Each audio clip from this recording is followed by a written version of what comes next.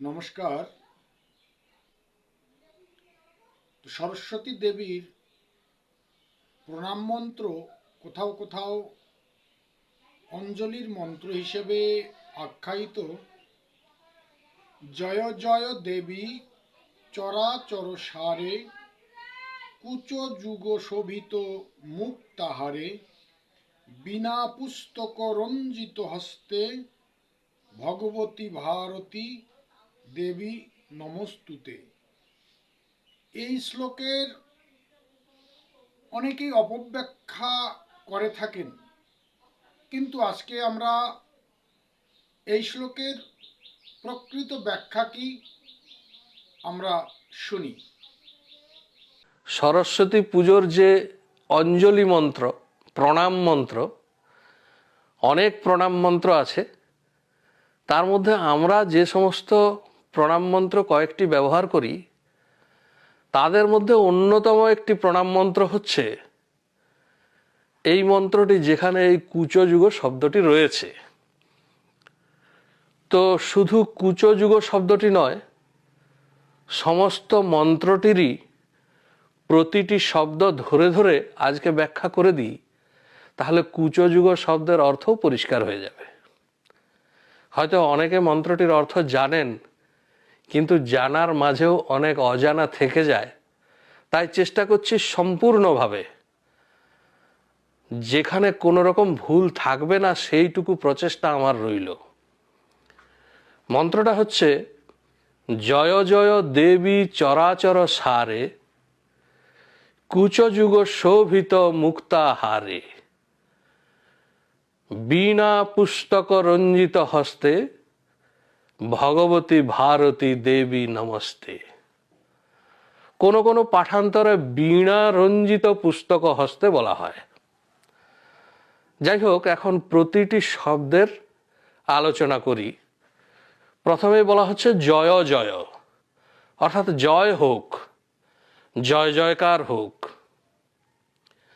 কার জয় হোক? দেবী। এখানে দেবী বানানটি লক্ষ্য করুন। আপনারা জানেন দেবী বানান দয়েকার বয়ে দীর্ঘই, কিন্তু আমি লিখেছি দয়েকার বয়ে হ্রস্বই। কেন হ্রস্বই? এখানে বলা হচ্ছে হে দেবী, দেবীকে সম্বোধন করা হচ্ছে, দেবীকে আহ্বান করা হচ্ছে।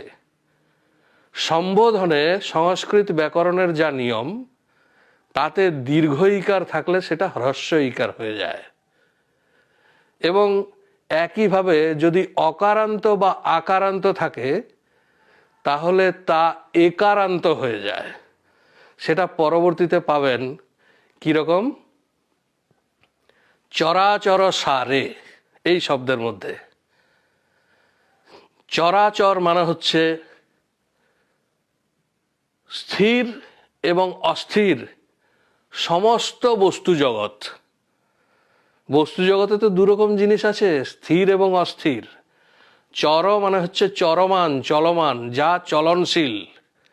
আর অচর মানে হচ্ছে স্থির, অর্থাৎ স্থাবর এবং জঙ্গম সহ, চর এবং অচর সহ এই সমগ্র বিশ্ব চরাচর, তার সার। অর্থাৎ হে দেবী, তুমি এই সমগ্র চরাচরের সার। তাই সেই দেবীর কি নাম হচ্ছে? চরাচর সারা।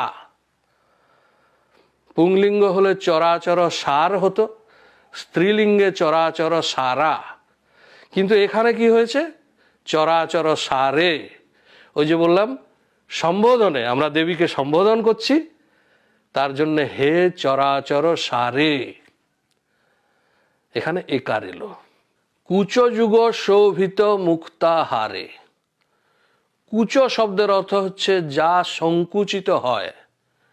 এই শব্দের ব্যাপ্তি বিস্তার ঘটেছে, তাতে কুচ শব্দের অর্থ হচ্ছে স্তন। কুচযুগ মানে হচ্ছে স্তনযুগল। কুচযুগ শোভিত কিসে শোভা পাচ্ছে? মুক্তাহারে। অর্থাৎ এইটা একটা শব্দ হচ্ছে সবকিছু মিলে কুচযুগ শোভিত মুক্তাহারা, সেই দেবীর জয় জয়কার করছি যার কুচযুগ মুক্তাহার দ্বারা সজ্জিতা শোভিতা। এরপরে বলা হচ্ছে বীণা পুস্তক রঞ্জিত হস্তে। সবগুলি মিলে একটি শব্দ, বীণা পুস্তক রঞ্জিত হস্তে, অর্থাৎ বীণা এবং পুস্তক, হাতে পুস্তক যার, রঞ্জিত, এখানে রঞ্জিত মানে রাঙানো নয়, রঞ্জিত মানে রং করা, কিন্তু এখানে রঞ্জিত মানে ভূষিত, খচিত। পাঠান্তর বীণা রঞ্জিত পুস্তক হস্তে, একই অর্থ হয়। স্ত্রীলিঙ্গে তাকে বলা হচ্ছে বীণা রঞ্জিত পুস্তক হস্তা, একইভাবে সম্বোধনে একার হয়ে গেল, বীণা রঞ্জিত পুস্তক হস্তে। ভগবতী ভারতী দেবী নমস্তে। লক্ষ্য করুন, ভগবতী শব্দ, এখানে আবারও ভগবতী শব্দে হ্রস্ব ইকার হয়েছে। ভগবতী শব্দের অর্থ হচ্ছে ভগবানের স্ত্রীলিঙ্গ ভগবতী। ভগ শব্দের অর্থ হচ্ছে ঐশ্বর্য, যিনি সমস্ত ঐশ্বর্যের মালিক তিনি হচ্ছেন ভগবান, স্ত্রীলিঙ্গে ভগবতী। ভারতী মানে বাক দেবী, বচনের দেবী। দেবী অর্থাৎ দেবী শব্দের অর্থ আপনারা জানেন, নমস্তে, তোমাকে আমি আমার নমস্কার জানাই। তাহলে সমগ্র মন্ত্রটির অর্থ দাঁড়ালো, এই সমগ্র বিশ্ব চরাচরের যিনি সার, যার কুচযুগ মুক্তাহারে শোভিতা, যার হস্তে বীণা এবং পুস্তক শোভা পায়, সেই ভগবতী ভারতী দেবীকে আমার নমস্কার জানাচ্ছি, তার জয় জয়কার হোক। এই হলো সম্পূর্ণ শ্লোক বা মন্ত্রটির অর্থ। এখন এখানে সমস্যা কোথায়? সমস্যা দেখা দিচ্ছে কিছু বিকৃত মনস্ক মানুষদের মধ্যে, যারা নিজেদের তথাকথিত হিন্দু ধর্মের ঠিকাদার বলে মনে করছেন এবং তারা বলছেন ওই কুচযুগ শব্দটা খুব আপত্তিকর, এই শব্দটি ভীষণ অশ্লীল, এ কানে শোনা যায় না। তো মাতৃস্তনে আপত্তি কোথায় সেটা আমি বলতে পারবো না, কিন্তু তাদের ব্যাখ্যাটা অদ্ভুত। তারা বলছেন শব্দটা কুচ নয়, শব্দটা হচ্ছে কুর্চ। কুর্চ শব্দের অর্থ কি? কুর্চ শব্দের অনেক অর্থ আছে, অভিধান খুলে দেখুন। তবে একটি অর্থ হচ্ছে যুগ্মভাবে বৃদ্ধাঙ্গুলি এবং মধ্য আঙ্গুল, মাঝের আঙ্গুল, মধ্যমা, তার অগ্রভাগ, মানে এরকম ভাবে যদি মুদ্রা করি তাহলে এই যুগ্মভাবে এটিকে বলা হচ্ছে কুর্চ।